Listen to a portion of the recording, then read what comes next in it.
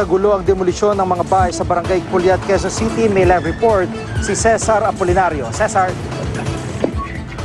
Yes, Gigi, sakali nga ipinalandra ng mga residente ng Purok-1 sa Barangay Culiat, Quezon City ang mga tricycle, kaya hindi makadaan ang mga sasakyan.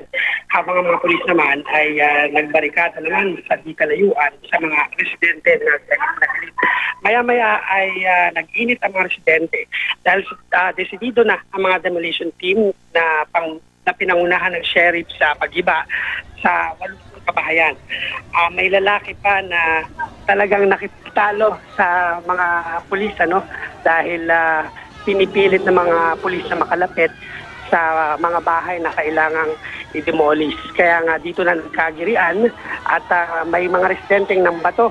At dahil nakapambato ang mga residente ay uminit ang tensyon at gumante ng pagpapakawala ng tear gas ang mga pulis. At dito na lalong nagkagulo dahil may mga residente na dinala sa ospital. Dalawa dyan ay mga bata, ang isa ay sanggol naman. At pero ayon sa ospital, sa mga doktor sa ospital na kausap natin ay iniuwi na ang mga residenteng ito. At nagpatuloy pa nga itong kaguluhan dahil hindi nagpaawat ang mga residente dahil itutuloy pa rin ang demolition. Ayon sa sheriff na nakausap natin, 3 years ago pa raw ay iniutos na ng korte na i-demolish ang may 80 bahay dito sa Purok-1, dito sa Barangay Culiat.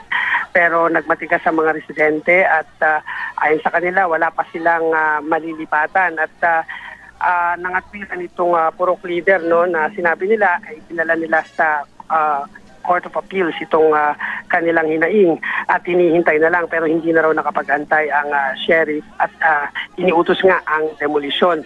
At kanina GK ay nagpulong na ang mga leader ng Purok na yan, ang ilang residente na inimbitahan, ang sheriff at mga pulis at pinag-usapan nga kung ano yung pwedeng gawin pa. Pero desidido na ang mga otoridad dahil bukas daw ay itutuloy Gigi itong pagdedemolish sa may 80 bahay at wala na raw talaga makakapigil ayon sa mga otoridad. Gigi?